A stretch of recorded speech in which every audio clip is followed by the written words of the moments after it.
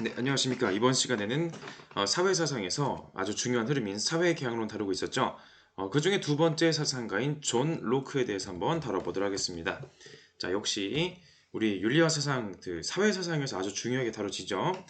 홉스가 사회계약론의 그 틀을 연 것은 맞지만 그보다 훨씬 더 광범위하게 인용된 사람이 바로 존 로크가 되겠습니다. 이 사람의 사상을 우리가 절대 빼놓을 수가 없겠죠.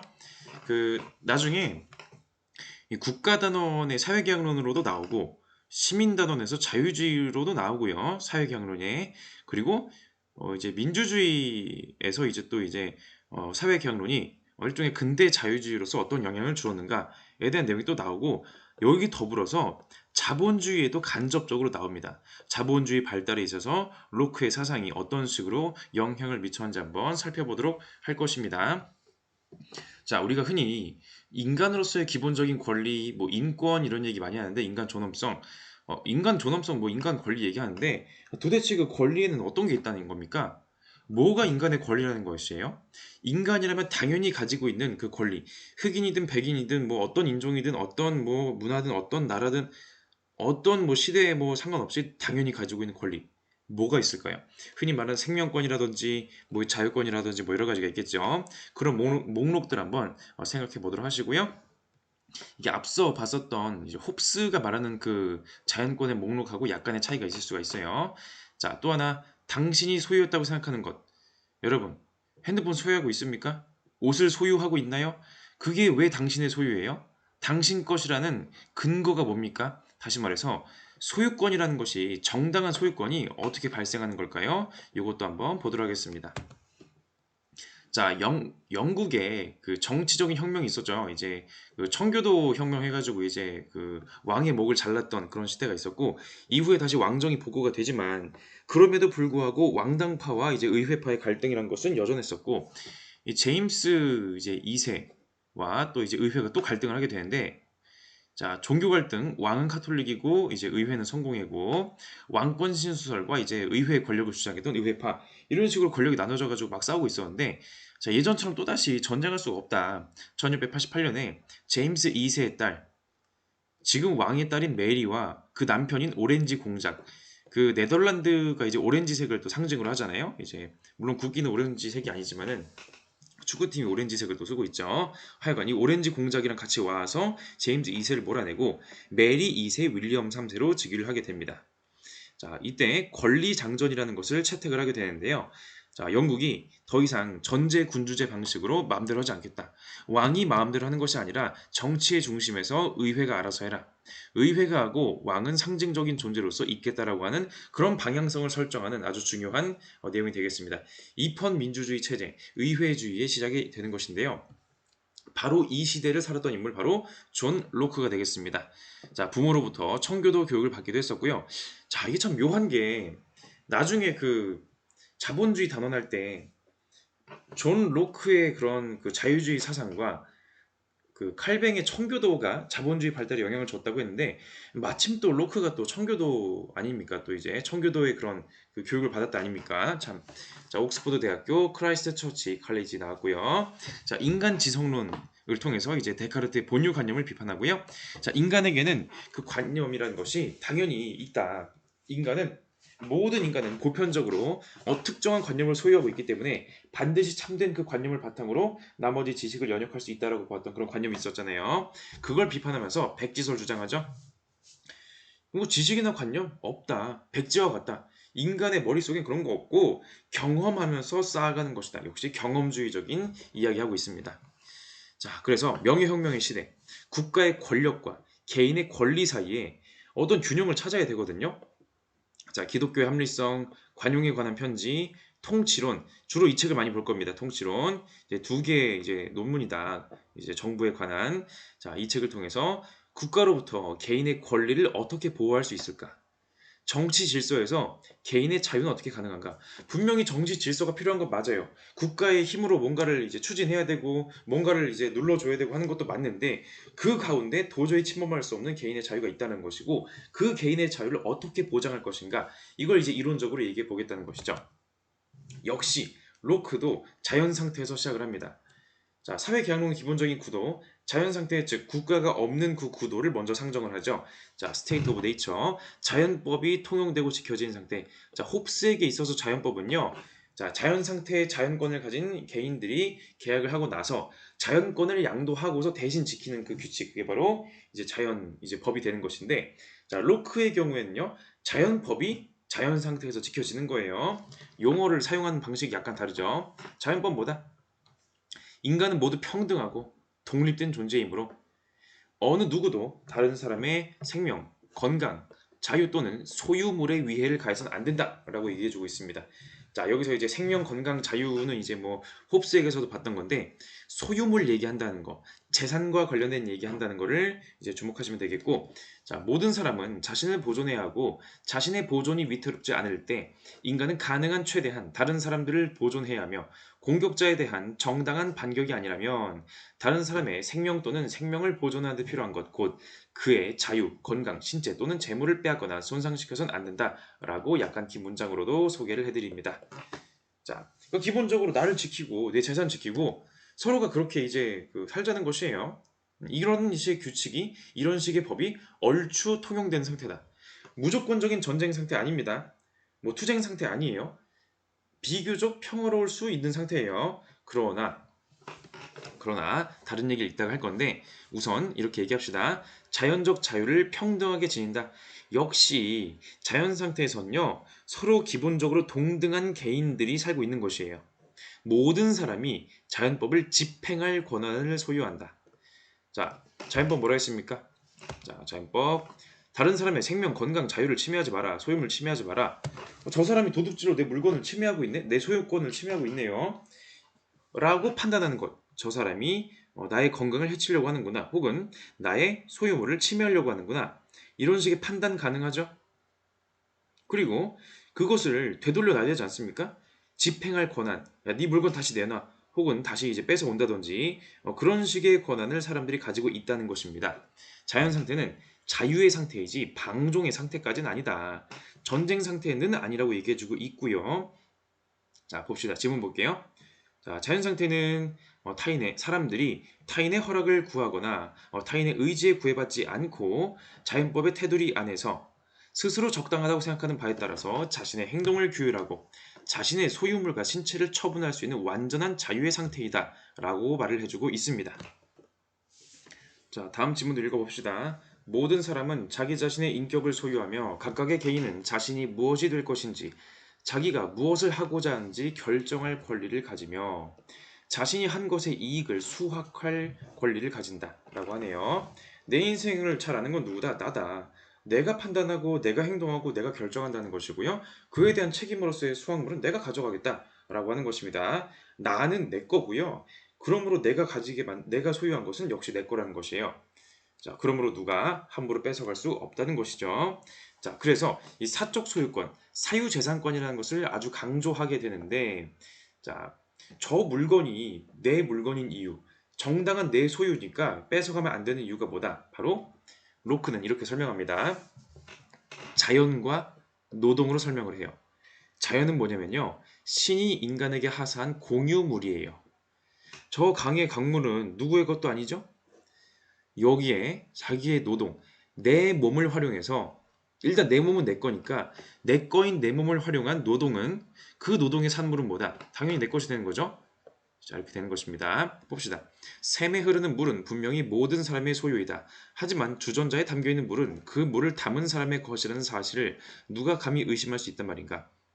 주전자에 물을 담은 사람이 행한 노동에 의해 그 물은 모든 인간들이 속했던 공유물이라는 자연의 상태에서 벗어나 그의 소유가 된다라고 하는 것입니다. 자, 뭐 물을 손으로 뜨든 주전자로 뜨든 어떻게든지 간에 공유물, 누구의 것도 아닌 상태의 공유물에서 나의 노동이 가해지면 내 것이 된다는 것입니다. 정당한 내 거예요. 자, 그래서 공유지의 어떤 부분을 취하는가의 문제 없이 모든 공유자의 명시적인 동의를 받을 필요가 없다는 것입니다. 저 강물을 이제 뜨려고 하는데 제가 저 강물을 떠가지고 저의 소유물로 만들어도 되겠습니까? 일일이 그렇게 허락받고 다닐 필요가 없다는 것이에요. 그럼 공유물이니까 내가 그냥 거기 가서 일하면 되는 겁니다.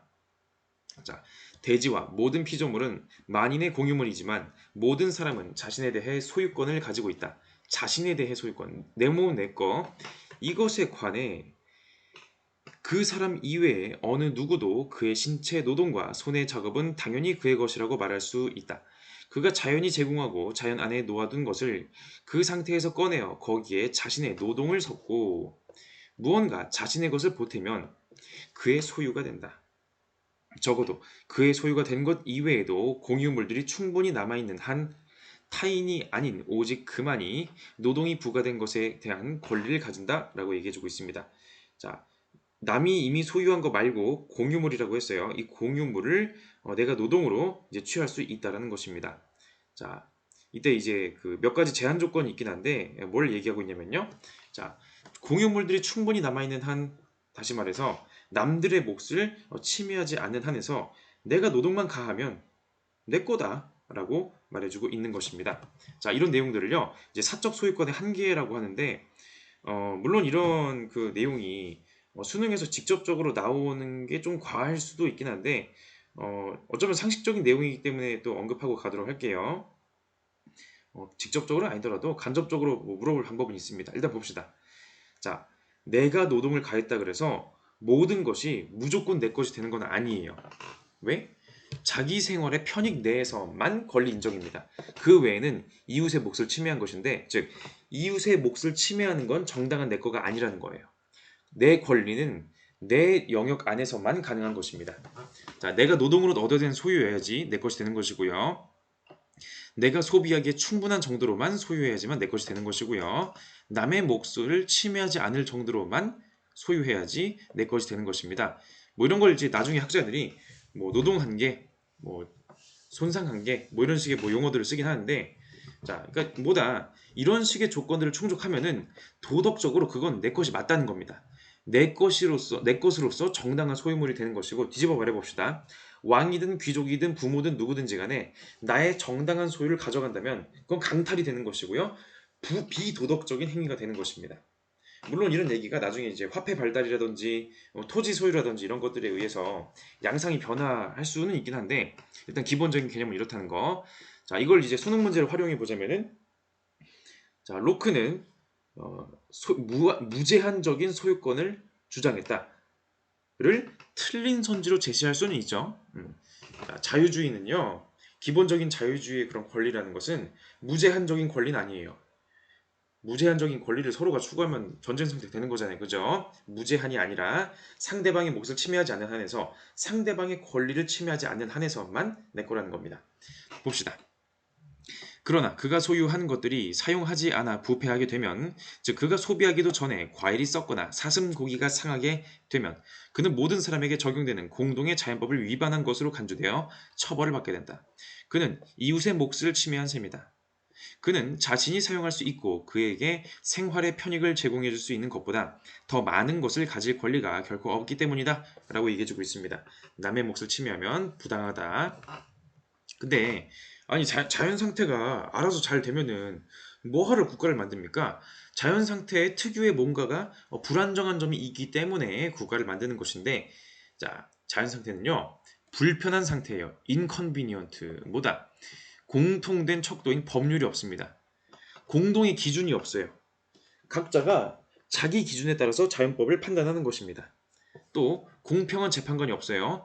A랑 B가 두 사람이 분쟁을 하게 됐을 때 공평한 재판관으로서의 제3자가 없습니다. 그저 둘이서 해결을 봐야 되는데, 서로가 자기가 말이 맞다고 할 거 아니에요. 자기 입장에서 볼 거니까. 또 하나, 법 집행권이 없습니다. 누군가가 권리를 침해했을 때 이것을 처벌해 줄 만한 권위가 없다는 것이에요. 자, 경찰도 없고 뭐 교도소도 없고 아무것도 없어요. 판사도 없고 법률도 없다. 그렇기 때문에 개개인의 판단에 따라 자연법이 해석되고 지켜지기 때문에 내가 판단하고 내가 결정하고 내가 행동하잖아요. 모두가 그렇게 해요. 그러므로 객관성이 없다. 편파적이다. 다들 자기 유리하게 법을 해석하고 자연법을 해석하고 그렇게 행동한다는 것이에요. 그렇기 때문에 서로가 그런 식으로 하게 된다? 잠재적으로, 자, 무조건은 아니지만 잠재적으로 전쟁 상태로 흐를 가능성이 있다는 것입니다. 내 자유권, 내 재산권 등등 그러한 권리의 보장이 불확실해지는 거예요. 그래서 이런 개인적인 자의성으로부터 탈피하기 위해서 각자 자기 마음대로 판단하고 행동하고 이걸 막기 위해서 공평한 분쟁 해결의 방법이 필요한 것이고요. 이걸 어떻게 만들자? 사회계약으로 만들자는 것입니다. 자, 사회계약.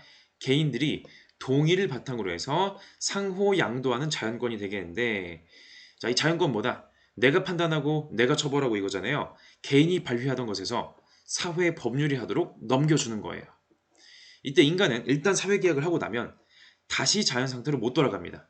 포기, 기부업, 포기한 권리는 회수 불가능해요. 기부업은 뭐다? 사회계약의 당사자들이 힘을 모아가지고 이 권리, 자연권, 내가 판단, 옳고 그름의 법적인 판단, 내가 판단하고 내가 처벌하고 하던 것을 국가기관으로 기부업하는 것입니다. 준다는 거예요. 이때 사회계약의 동의가 크게 두 가지 측면이 있거든요. 명시적 동의, 직접적으로 동의한 거예요. 우리가 정치적 권위, 법률에 왜 복종한다고요? 내가 동의했으니까. 저는 이러이러한 법률을 그 내용을 동의합니다. 라고 말할 수도 있고 서면으로 문서화해서 남길 수도 있고요. 뭐 예를 들어 오늘날로 치면은 영상 찍어가지고 이제 증거로 남겨서 유튜브에 올릴 수도 있는 거 아닙니까? 그런데 현실적으로 여러분이 그 많은 법들을 다 동의했나요? 동의하고서 살았습니까? 아니라는 거예요. 어떻다? 현실적으로 많은 법들을 우리가 왜 지켜야 된다? 이 묵시적 동의의 내용을 무시할 수가 없다는 것입니다. 묵시적 동의. 이 묵시적 동의는 다른 말로는 이제 암묵적 동의라고도 하는데요. 암묵적 동의 똑같은 말입니다. 내가 직접 말로 글로 내가 동의한 적은 없지만 내가 이 사회에 아무런 이의 제기 없이 아무런 문제 제기 없이 그대로 살고 있다. 이 살고 있다는 사실 자체가 동의한 거나 마찬가지 아니냐라는 것이죠. 문제가 있었으면은 뭐 이 법은 좀 아닌 것 같은데요? 뭐 불편함을 표시해야 되는 거 아닙니까? 가만히 있었다는 건 동의했다는 거예요. 물론 이런 암묵적 동의론, 묵시적 동의론 자체가 이게 좀 동의론의 좀 임시 방편 아니냐라고 말할 수도 있긴 한데 한편으로는 좀 현실적인 좀 대처 방안일 수도 있다고 볼 수 있을 것 같아요. 어쨌든 내가 직접적이든 명시적이든 묵시적이든 동의를 했기 때문에 정치적인 의무 곧 법에 대한 복종의 의무가 발생한다는 것입니다. 사회계약은 명시적인 동의로서의 약속도 있겠지만은 암묵적, 묵시적 동의로서의 약속으로도 우리가 이해할 수가 있다는 점. 자, 정치 권력은 모든 사람이 자연 상태에서 가지고 있다가 사회의 수중에 넘긴 것이며 사회는 권력을 구성원의 복지와 재산의 보존을 위해서 복지, 재산, 사용해야 한다는 명시적 또는 묵시적 신탁과 함께 스스로 선택한 통치자에게 넘긴 것이다. 그러므로 그 권력이 위정자의 손에 있을 때에도 사회 구성원의 생명, 자유, 소유물을 보존하는 것 이외에 다른 목적이나 척도를 가질 수 없다. 사회계약, 개인의 권리, 곧 생명권, 자유권, 소유물에 대한 권리, 사유재산권을 보호하기 위해서 만든 것이죠, 국가를. 그러므로 국가는 당연히 그 목적에 맞게 개인의 권리를 보호하려는 목적에 맞게 행동해야 되는 것입니다. 법률? 당연히 거기에 맞게 만들어야 되는 것이에요. 집행? 당연히 그 법에 맞게 해야 되는 것이에요. 판사, 경찰, 검사, 뭐 교도관들 모두가 다 그런 식으로 행동해야 된다는 것입니다. 법적인 근거에 따라서. 자, 봅시다. 인간은 완전한 자유와 자연법상의 모든 권리 및 특권을 간섭받지 않고 누릴 수 있는 자격을 다른 어떤 사람 또는 세계의 많은 사람들과 더불어 평등하게 가지고 태어났다. 자, 권리. 그리고 인간은 본래 타인의 침해와 공격으로부터 그의 재산, 곧 생명 자유 자산을 보존할 권력뿐만 아니라 다른 사람들이 그 법을 위반할 것을 심판하고 그 위반 행위가 의당 치러야 한다고 그가 확신하는 바에 따라 다른 사람을 처벌할 수 있는 권력도 가지고 있다. 자연권이죠, 이게. 자, 그리고 이제 자연권을 씁시다. 자연권. 그리고 그가 생각하기에 사건의 가증스러움이 사형을 요구하는 범죄인 경우에는 심지어 사형으로 처벌할 수 있는 권력도 가지고 있다. 자, 상대방을 죽일 수도 있다는 거예요. 그게 맞다고 판단이 되면. 그러나 어떠한 정치적 사회도 그 자체에 대해 재산을 보존할 권력 그리고 이를 위해서 그 사회의 모든 범죄를 처벌할 수 있는 권력을 가지지 않고서는 존재하거나 존속할 수 없다. 즉 정치 사회라는 것은 이 처벌권, 범죄자 처벌권, 개인의 재산을 보존할 권력 이것이 없으면 정치 사회가 없는 거다.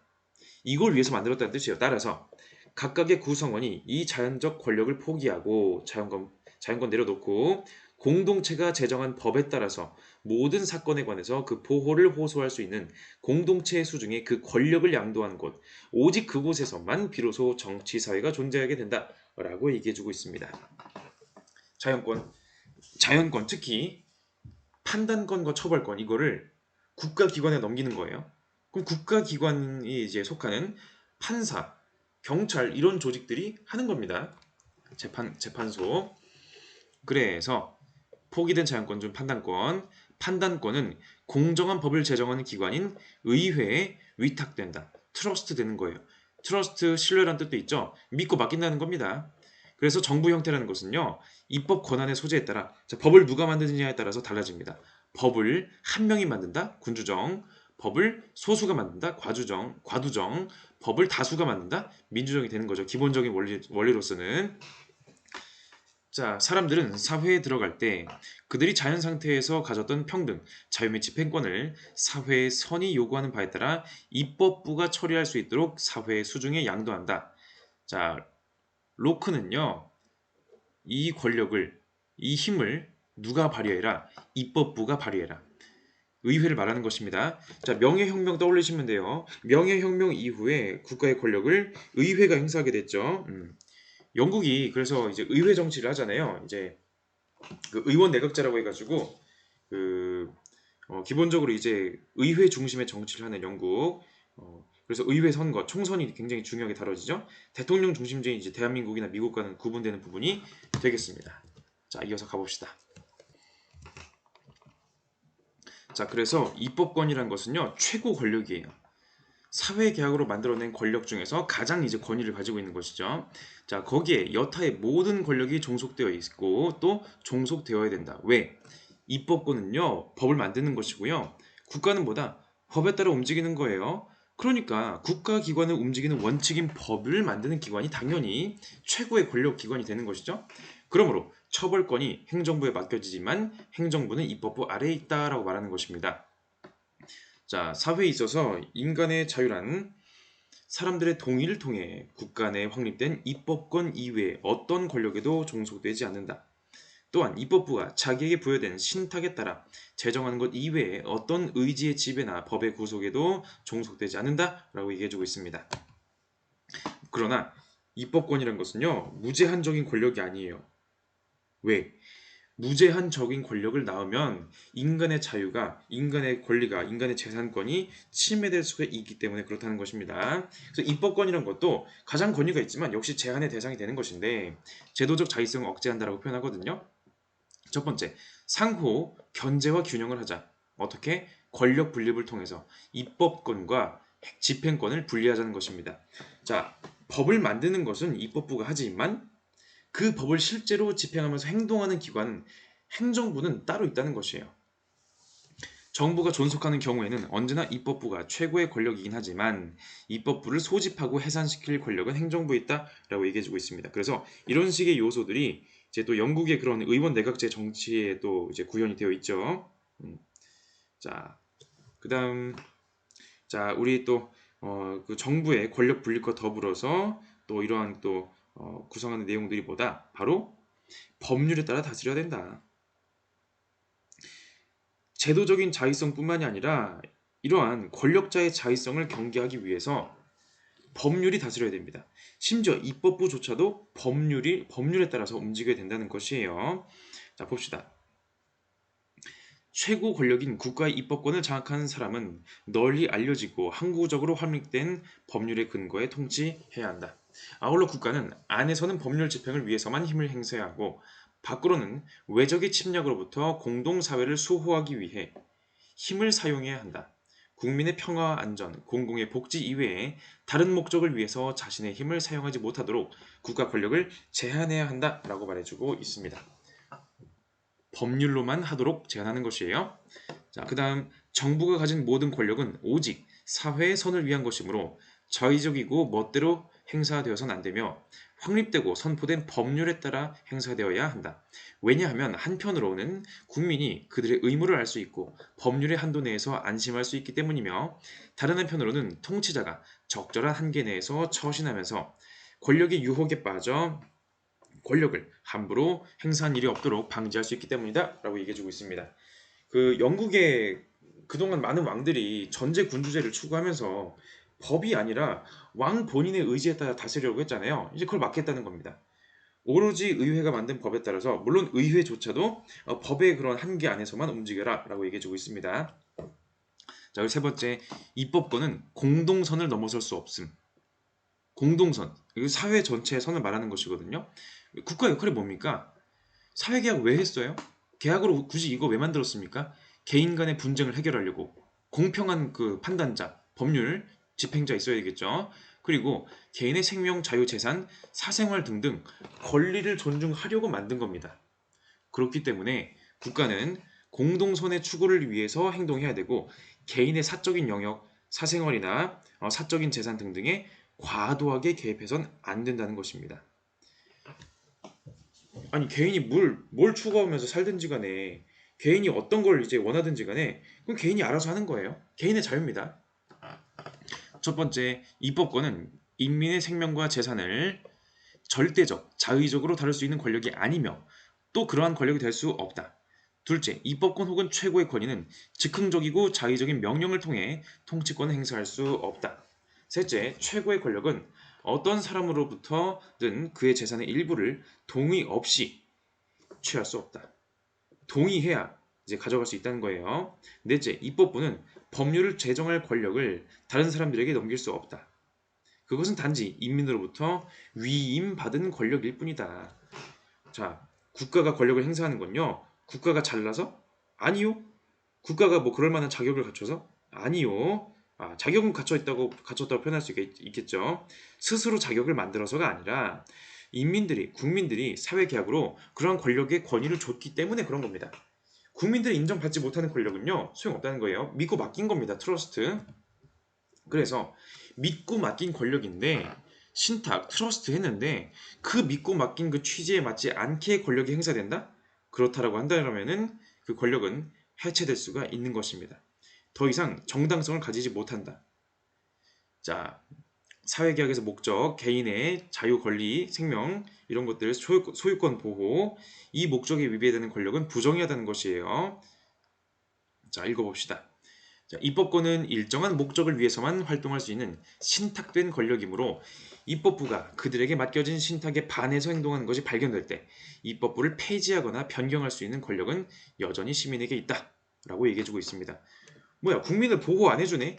국민을 괴롭히네? 권리를 침해하네? 그렇다면은 이제 충분히 이제 나서서 빼앗을 수가 있다는 것이죠. 다시 가져올 수가 있다는 거예요. 믿고 맡겼으니까 일정한 목적에 따라 안 하면. 자, 입법자들이 인민의 재산을 빼앗고자 기도할 경우 또는 인민을 자의적 권력하에 놓인 노예로 만들고자 할 경우 그들은 스스로 인민과의 전쟁 상태에 몰아넣는 것이며 인민은 더 이상 복종의 의무로부터 면제된다. 입법부가 야심, 어리석음 또는 부패로 인민의 생명, 자유 및 재산에 대한 절대적인 권력을 자신들의 수중에 장악하거나 아니면 다른 자들의 수중에 넘겨줌으로써 사회의 기본적인 규칙을 침해하게 되면 그들은 인민이 그것과는 상반되는 목적으로 그들에게 맡긴 권력을 신탁 위반으로 상실하게 된다. 신탁은요, 믿고 맡겼다는 거거든요. 근데 믿고 맡긴 그 시민의 자유와 권리를 보호하라는 그걸 이제 제대로 하지 않았다? 시민들하고 전쟁하자는 겁니다. 그러므로 저항권, 더 이상 시민들은 말을 들어줄 이유가 없다는 것이지요. 자, 이어서 질문 보도록 하겠습니다. 자, 모든 권력은 그러한 목적에 의해서 제한되는 일정한 목적을 달성하기 위해 신탁으로 부여되는 것이기 때문에 권력이 그 목적을 명백히 소홀히하거나 위반하면 신탁은 필연적으로 철회되며 권력은 그것을 내준 자들의 손에 돌아가기 때문이다. 권력을 내준 자들, 신탁에서 맡긴 자들 누구죠? 바로 시민들 말하는 거예요. 자, 그 권력은 사회로 되돌아간다.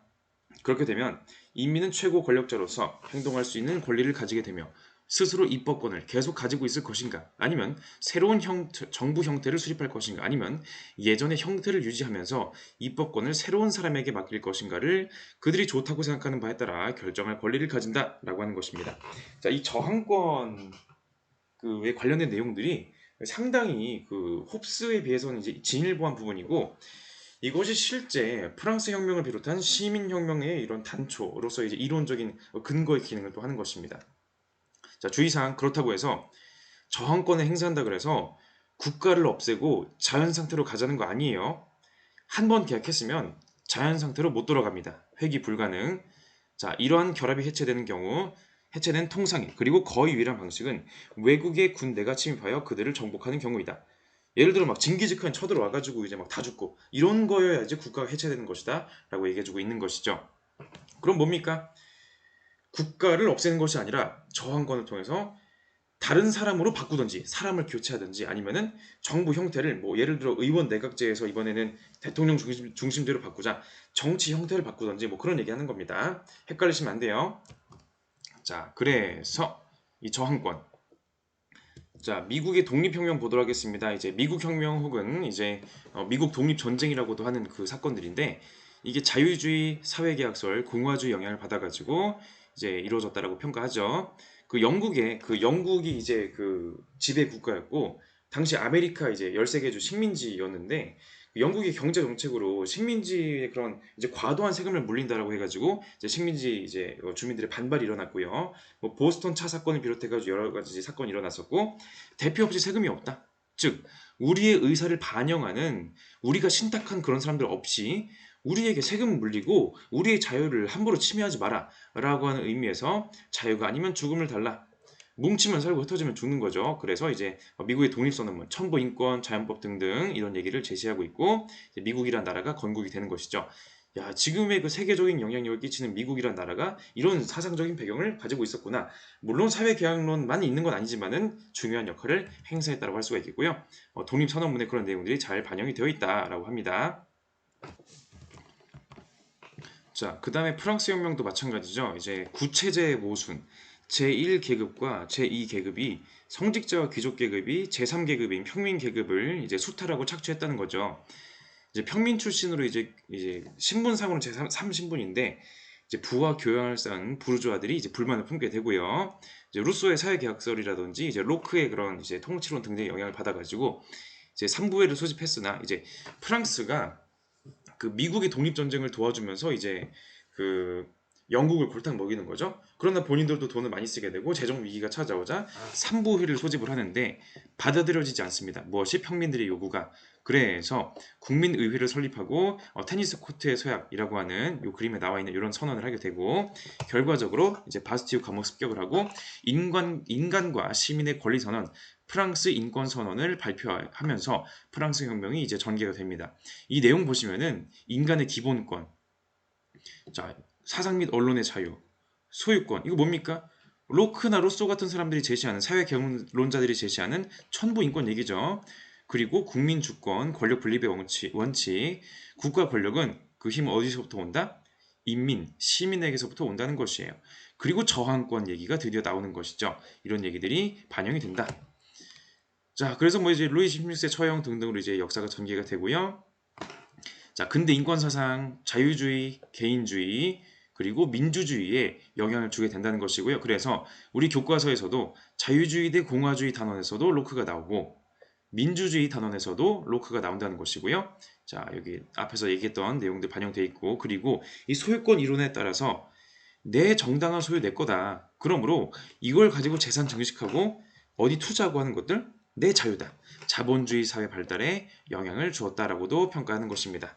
자, 우리 로크 내용 꼭 기억 잘 하시고요. 여러 단원들에 이제 나온다는 점 확인하시고 이후 내용까지 같이 한번 가보도록 하겠습니다. 감사합니다.